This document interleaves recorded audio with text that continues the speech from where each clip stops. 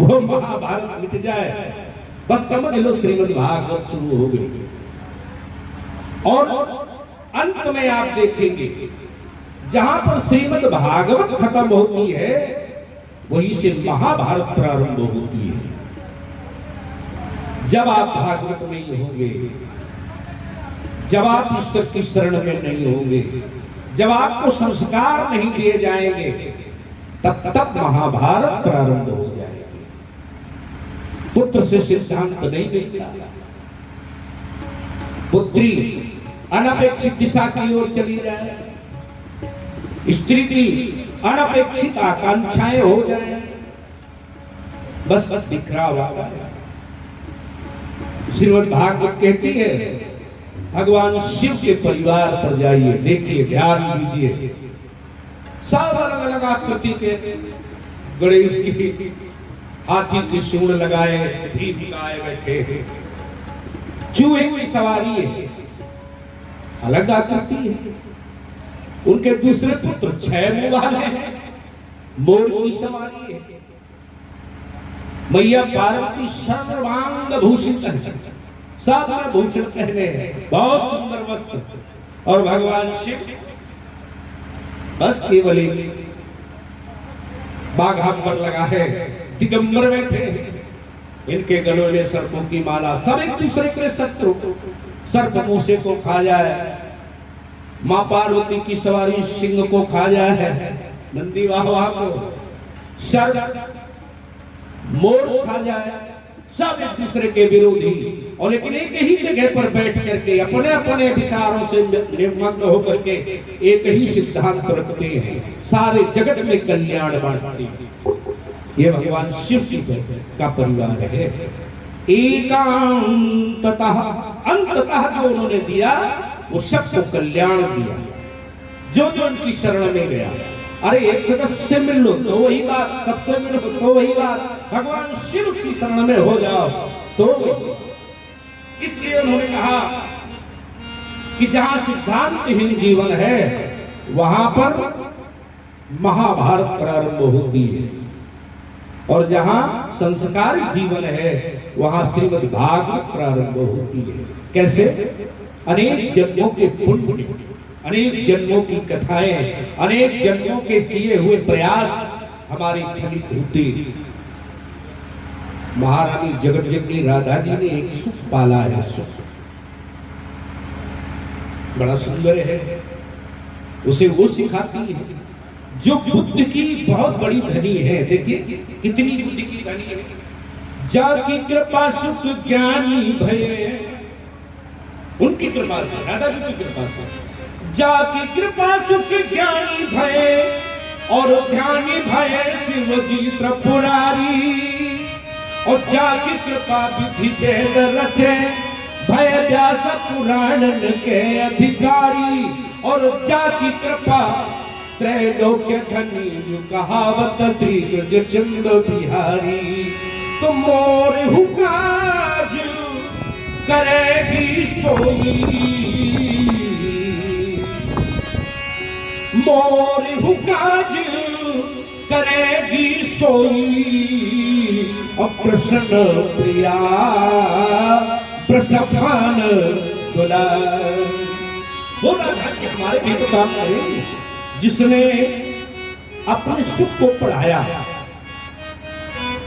बहुत कुछ पढ़ाया, फिर महारानी जी जाने लगी, तब पूछा श्री उसी सुख ने कि मेरा तो बताओ महारानी क्या होगा। बोले देहांतर भेद कर। उस सुख से, उस सुबह से उन्होंने कहा कि देहांतर कर लो, दूसरे देह में चले जाओ। अच्छा, तो दूसरे देह में जाकर क्या करो? बोले महाशिव का सानिध्य प्राप्त करो। अच्छा, फिर क्या होगा? बोले फिर दूसरी का आना चाहना। हाँ, फिर अपने ज्ञान से सारे जगत को दिशा देना। इतना निर्देश करके महारानी जी चली गई। शुक ने अंतिम में अपने भी सुखयोनी में चले गए। अंते मति, भागवत बहुत बड़ा सिद्धांत देती है, याद रखिए।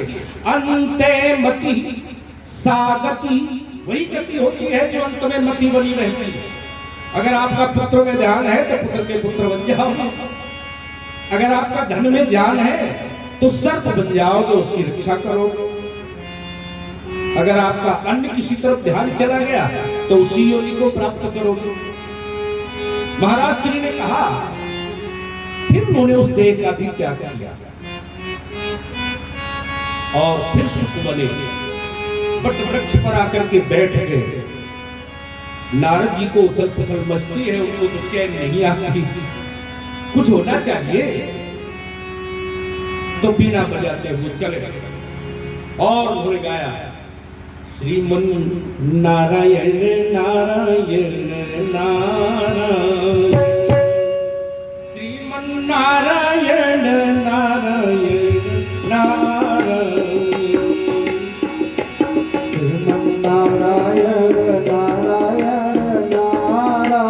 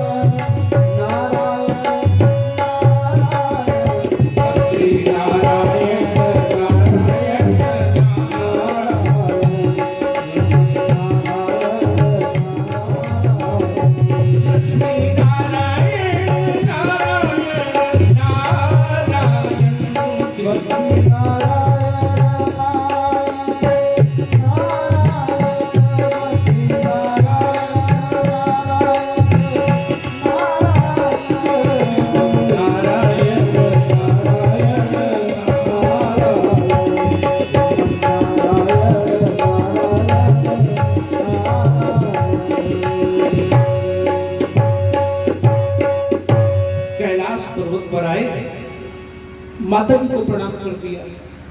माता जी को ध्यान दिया, अरे कोई शंका है? अच्छा आओ नारद बैठे। कैसे आए? तो उनका, माता जी देखो, संत को अपनी चिंता नहीं होती, संत को सदा दूसरे की चिंता होती है। हम अपने काम से नहीं आए, हम तो आपको चेतावनी देने आए। क्या चेतावनी देते हो? बोले, महेश आदि भगवान शिव शंकर आपसे पूर्ण बात नहीं बताते। वो चौकड़ी क्या है? नारद क्या कह रहा है? क्या कह रहे हैं? अरे हाँ, आपसे छुपाव रखते हैं। कैसा छुपाव रखते हैं? अच्छा ये बताओ माता जी, अगर पूरी बात बताइए आपको, तो जो आपके गले में मुंडों की माला पड़ी है, ये किसकी है? भगवान शिव के गले में जो मुंडों की माला पड़ी है वो किसकी है? मेरी माला? ये तो पद्म माला है। अच्छा, और शिव जी के गले में? वो विचार करने लगे, वो तो मुंडों की माला है, वो किसके मुंड है? बस इतनी ही तो आग लगानी है, पार्वती जी को पता ही नहीं ये किसके मुंड है। वो विचार भी करने लगी, हाँ शिव जी ने मुझसे भेद बताया। बस इतनी बात बहुत थी, छुपा करके उसके हृदय में एक चिंगारी जगा करके महाराज से चल गए।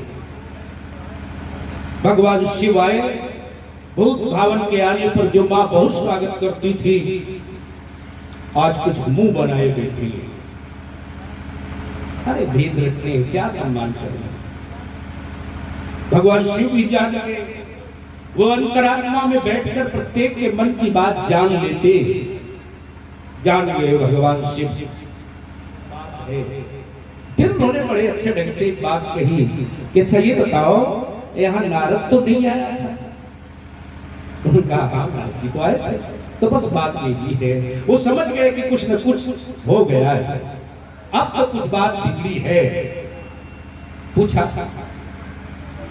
बताओ महारानी क्या बात है? अरे बोले वो तो नारद ने बता दिया, न जान भी नहीं पाती। क्या आप मुझसे भेद रखते? काहे का भेद रखते? बोले आपने कभी नहीं बताया कि आपके गले में पड़ी हुई है मुंडों की माला किसकी है? अच्छा, ये तो बहुत सरल सी बात है, ये तुम्हारे ही मुंडों की माला है। वो गिनने लगी, अरे कितने, संख्या उन्होंने अष्ट तक पहुंचाई और पूछ ही दिया कि महाराज जी ये, बोले इसलिए कि तुम्हारा जितने जन्म हुए, तुमने जितने जन्म प्राप्त किए, उन जन्मों में जब तुमने देह त्याग की तो उस मुंड को मैंने अपने गले में पहनने का सौभाग्य प्राप्त किया। बस तो वो उन्होंने कहा कि अरे मेरे तो इतने जन्म हो गए और आपके, बोले मेरा जन्म नहीं होता। क्यों नहीं होता महाराज जी? बोले मैं अमर कथा जानता हूं, इसलिए मेरा उसके प्रभाव से जन्म नहीं होता। नई बात नहीं है, बहुत सोच करके देखिए, अनंत काल से प्रत्येक जीव का जन्म और मरण होता है, लेकिन वास्तव में जीव का जन्म और मरण नहीं होता कभी भी। क्यों? उन्होंने कहा क्योंकि ये आत्मा जो है वो अछेद्य है, अक्लेद्य है, अदाह है, अशोष्य है। इसे किसी शस्त्र इत्यादि से काटा नहीं जा सकता। नयनम छिन्नन्ति शस्त्राणि नैनम दहति पावकः न चेदयन् क्लेदयन्त्यापो नैनम शोषयति मारुतः अदाह्योऽयम् अक्लेद्योऽयम् अशोष्योऽयम्। ये आत्मा कभी भी मरती और जन्म नहीं लेती, केवल यही भ्रांति है हमारी। भगवान शिव ने कहा ये भ्रांति जो तो नारद पैदा कर गया है वो इसी तरह की भ्रांति है, और मैं अमर कथा जानता हूँ, मुझे ज्ञान है, इसलिए मेरा जन्म और मरण नहीं होता। तो उन्होंने कहा फिर महाराज जी एक बात सुनो मेरी। बोले क्या? कथा हमें भी सुनाओ। भगवान शिव जानते हैं अमर कथा तुम्हारे बस की बात नहीं। क्यों? क्योंकि स्त्रियों की बात तुमने स्वीकार कर ली कि अवगुणयाठ सदा उर रही, ये तो तुम स्वीकार करती हो। तो उनका नहीं महाराज जी, कुछ भी हो आप मुझे अमर कथा सुनाओ। भगवान शिव ने डमरू का निनाद किया, जितने जीव थे पलायन कर गए, चले गए दूर, उस क्षेत्र से बहुत दूर चले गए। फिर उन्होंने कहा समाधिस्थ होकर के सुनो, मैं तुम्हें कथा सुनाता हूं। भगवान शिव ने कथा सुनाने में एक शर्त रखी कि तुम्हें ओम प्रणव अक्षर कहना पड़ेगा। बोले कहूंगा। वहां पर राधा जी के पढ़ाए हुए सुख को विद्यमान भगवान शिव जानते, देख रहे हैं अंतर्दृष्टि से। कथा प्रारंभ हुई, कथा चलती रही, अंत में महारानी जी को निद्रा आई और ओम करना बंद कर दिया। सुखदेव जी सोचने लगे अगर मैंने प्रणव अक्षर को नहीं कहा तो शिव कथा बंद कर देंगे, इसलिए उन्होंने पार्वती की ही आवाज में बदल करके आवाज बनाई और कह दिया ओम। भगवान शिव कथा सुनाते रहे। मैया पार्वती जब जागी तो पूछा रुक जाओ महाराज जी, वहां से फिर कथा सुनाओ। उनका रे तो बीच की कथा कौन सुन रहा था? अगर तुम सो गई तो ये कथा कौन सुन रहा था? फिर उन्होंने अंदर ध्यान करके देखा तो शिव ने देखा सुख के कोटर में एक बहुत नन्हा बालक, जिसके पंख नहीं उगे, उड़ नहीं सकता, लेकिन कथा के प्रभाव से पंख बड़े होने लगे। भगवान शिव ने सोचा बस अमर कथा की चोरी इसने की है, इसलिए त्रिशूल उठा लिया और वो सुख भाग चला और भगवान उसके पीछे पीछे गए। वो व्यास जी की कुटी पे पहुंच करके व्यास पत्नी में प्रवेश कर गया। भगवान शिव ने त्रिशूल तान करके कहा हे व्यास, तुम्हारे घर में मेरा चोर है, कि महाराज जी आपके घर से कोई चोरी कर ले तो क्या चुराएगा, आपके घर में तो चोरी करने को कुछ है नहीं, फिर आपका चोर कैसे हो सकता है। उन्होंने कहा नहीं नहीं व्यास जी सुनो मेरी बात। बोले क्या? बोले उसने मेरी अमर कथा चोरी की है, चोरी से सुन ली है, इसलिए उस चोर को मैं खोज रहा हूं, तो क्या करेंगे आप? बोले उसकी मैं हत्या कर दूंगा। बोले वाह अरे महाराज, जिसने अमर कथा सुन ली हो उसकी हत्या कौन कर सकता है। फिर आपने ही अमर कथा सुनाई और आप ही उसकी हत्या कर दें, ये संभव नहीं। इसलिए महाराज श्री वहां से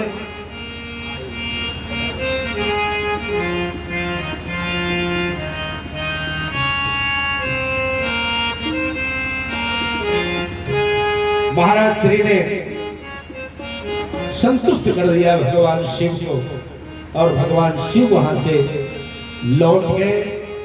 ये महाराज 12 वर्ष तक गर्भ से बाहर नहीं निकले। पूछा एक दिन व्यास जी ने, महाराज जी ऐ गर्भ में पलने वाले जीव तुम बाहर क्यों नहीं आते?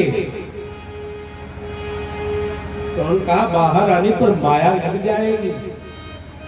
माया से तो सब डरते हैं, क्योंकि जगत ही माया से चलता है और इसमें जो आता है वो माया के अधीन हो जाता है। इसलिए मैं माया से बहुत डरता हूं। माया सबका सब कुछ बिगाड़ देती है, इसलिए मैं बाहर नहीं आऊंगा। तो व्यास भगवान ने कहा मैं तुमको वरदान देता हूं कि जगत में तुम्हें माया नहीं लगेगी। संत वरदान दे दे कि माया नहीं लगेगी तो समझो नहीं लगेगी। संत का वरदान पा करके श्री सुखदेव जी इस दुनिया में आए। 12 वर्ष गर्भ पे रहने के बाद आए और तुरंत ही उन्होंने ज्ञान प्रकट करने वाले को एक ज्ञान आया, अपना नारा इत्यादि लपेट करके और तुरंत भागने लगे। जन्मत ही जगत दुख निरख तो नराल पेटे अंग, छोड़ चले घर बार सब लगे प्यास जी संग। पीछे पीछे दौड़े और चिल्लाए पुत्रेति पुत्रेति। रुको रुको, वो सुनते ही नहीं। क्यों? व्यास जी ने कहा कि वो तो समाधि में जा रहे हैं, समाधि में ना कुछ सुनाई देता है ना दिखाई देता है, चले जा रहे हैं दुनिया से बिल्कुल दूर। तालाब में सरोवर में नहाती हुई स्त्रियों ने अपने वस्त्र नहीं पहने और व्यास जी जब गए तो सब ने उठ करके तुरंत अपने अपने वस्त्र पहन लिए। व्यास जी ने कहा अरे रुको रुको। बोले बताओ। बोले आगे मुझसे ही उम्र में कम 12 वर्ष का बालक जा रहा है, उसको देख करके तुमने लज्जा नहीं की और मुझे देख करके तुम लज्जा कर रही हो। मैं इतना वृद्ध हूं, ये क्यों? बोले वो जो आगे जा रहा है वो परमहंस है, उसे पता ही नहीं कि संसार में जीवों में भेद भी है, क्योंकि वो जगत को एक ही दृष्टि से देखता है। यो में पश्यति सर्वत्र सर्वजा मयि पश्यति तस्यहं न प्रणयस्यामि सच में न प्रणयस्यति। वो मुझे दूर नहीं है, मुझसे ही मिला रहता है। वो तो परमहंस है, आप हंस हैं। आप देख रहे हैं कि मैं स्त्री हूं, आप मनुष्य हैं, आप तो भेद दृष्टि रखते हैं, इसलिए आप हंस हैं। महाराज जी आपसे तो ये लज्जा करनी पड़ेगी। समझ में आ गया व्यास जी को? वाह क्या बुद्धि है, क्या बुद्धि है। और स्त्रियों की दृष्टि में ही ये जादू है। संसार की प्रत्येक महिला व्यक्ति ने मुझे किस दृष्टि से देखा आपको बता देगी, और मनुष्य इतना भोदला है वो नहीं बता पाएगा कि इसने मुझे किस दृष्टि से देखा है। दृष्टि का जादू स्त्रियों में है। तभी तो सीता जी ने बहुत बढ़िया नैनन मग राम ही उरयानी और दीन्हे पलक कपाट सयानी। उस चतुर महिला ने नैनों के मार्ग से ही, नेत्र के मार्ग से ही भगवान को हृदय में बसाया। नेत्रों का जादू स्त्रियां जानती हैं और मनुष्य नहीं जानता। इसलिए आप वो परमहंस है, हंस और परमहंस का भेद उन्होंने करके बताया। सावधान रहना चाहिए प्रत्येक व्यक्ति को। स्त्री की एक एक बात पर ध्यान रखिए दीजिए। अगर वो कह दे कि ये पुरुष घर में आने काबिल नहीं है तो मत आने दीजिए, ये उसका परीक्षण है। अगर वो कह दे इन्हें आने दो तो फिर आने दीजिए, ये उसका बुद्धि कौशल है। महाराज श्री ने कहा कि हम तो तुमसे बात नहीं करेंगे, तब तक मेरा बच्चा आगे जा रहा है। फिर चिल्लाए पुत्रेति पुत्रेति, हे पुत्र रुक जाओ रुक जाओ। लेकिन वो रुकते नहीं, चले जा रहे हैं तो पेड़ झुक गए। पेड़ों ने कहा अरे व्यास जी रुक जाओ, तुम रुक जाओ। व्यास जी ने कहा क्यों? बोले मेरी बात सुनो, दोनों के लिए एक बात कि पेड़ों ने झुक कर कहा जाए जपो हरि नाम। उनसे भी कह दिया जाओ हरि नाम जपो, और व्यास जी से भी कह दिया जाओ हरि नाम जपो, बस इसी में कल्याण है। और महाराज श्री बताते हैं सुखदेव तपस्या में लगे, व्यास जी अपनी तपस्या में लगे। अब व्यास जी को चिंता है कि मेरा पुत्र हमें कुछ नहीं दे गया, और सारे मनुष्यों की एक ही लालसा होती है कि हमारा जो कुछ है वो हमारा पुत्र ले ले, जो कुछ मेरा है वो मेरा पुत्र ले ले। मनुष्य की इच्छा, वैसे तो मनुष्य की इच्छा ऐसी कम होती है, ये सब की इच्छा होती है। हमने कल आपको बताया कि निज सुख परम सुख है, निज सुख बड़ा सुख है, लेकिन वो पुत्र का भी ध्यान रखना है। सांसारिकता ये है, अपने बच्चों को पढ़ा रहे हैं व्यास जी कि देखो जंगल में जाओ तो कुछ श्लोक गाते हुए जाओ। हाँ महाराज गाएंगे, क्यों? वो जानते हैं कि वहां मेरा पुत्र तपस्या कर रहा है, वो इन श्लोकों को सुनेगा तो लौट कर आएगा और मेरी बनाई हुई विरासत, ये भगवान की कथा माने श्रीमद् भागवत की कथा मैं उसे सौंप दूंगा। वो ही सच्चा अधिकारी है और कोई इसका अधिकारी नहीं। बच्चे तो चले हैं, नित्य नैमित्तिक जीवन में राधा जी आती है, सुखदेव जी को भोजन सब कुछ जैसी जैसी उनकी अनुकूल व्यवस्था होती है करके चली जाती है, इसीलिए वो डटे हुए हैं। और बच्चों ने जाकर के एक श्लोक सुनाया, बहुत सुंदर श्लोक, नौमी गते अभ्रु बपुषे तटिदम्बराय, नौमी बपुषे तटिदम्बराय, गुंजावतंश परवीर चलसन्मुखाय, पुण्यसृजे कवलनेत्र विखान वेणु, और लक्ष्मश्रे मृदुपदे पशुपांग जाए। थोड़ी देर के लिए देव जी ने नेत्र खोल दिए। आहा कितना सुंदर श्लोक है। नेत्र खोले लेकिन फिर समाधि में चले गए। बच्चों ने आकर बताया महाराज जी को कि थोड़ी देर के लिए नेत्र खोले थे और फिर चले गए समाधि में। फिर दूसरा श्लोक पढ़ाया, ये सुनाया। बच्चे वहां गए और उन्होंने फिर सुनाया, अहो बकीयम इष्टनकालकूटम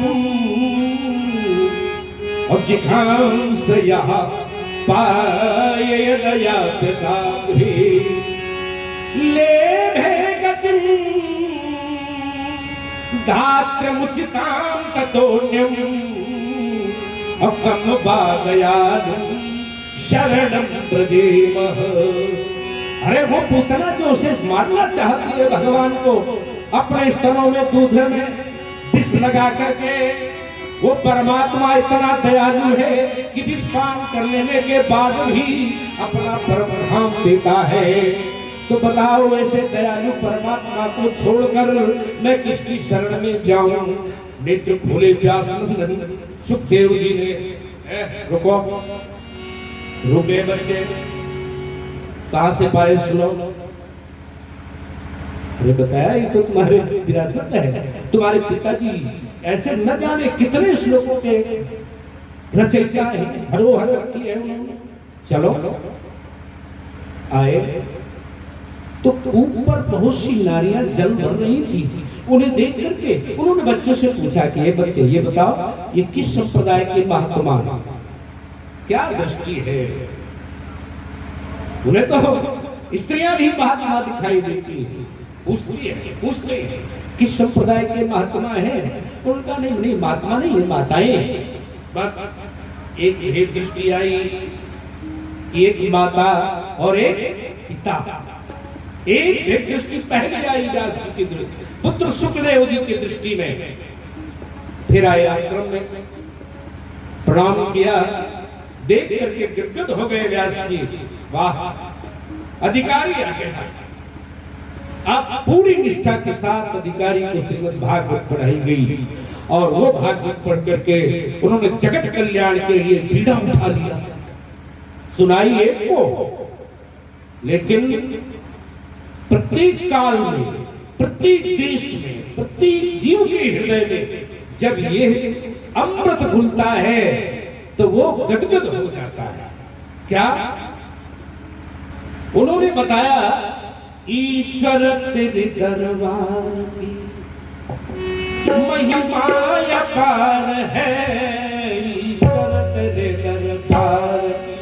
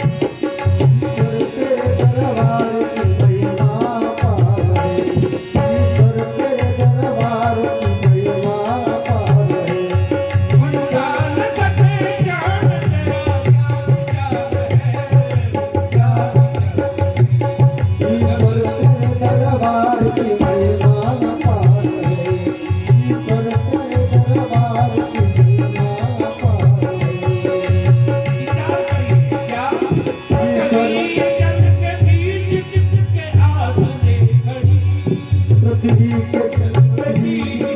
के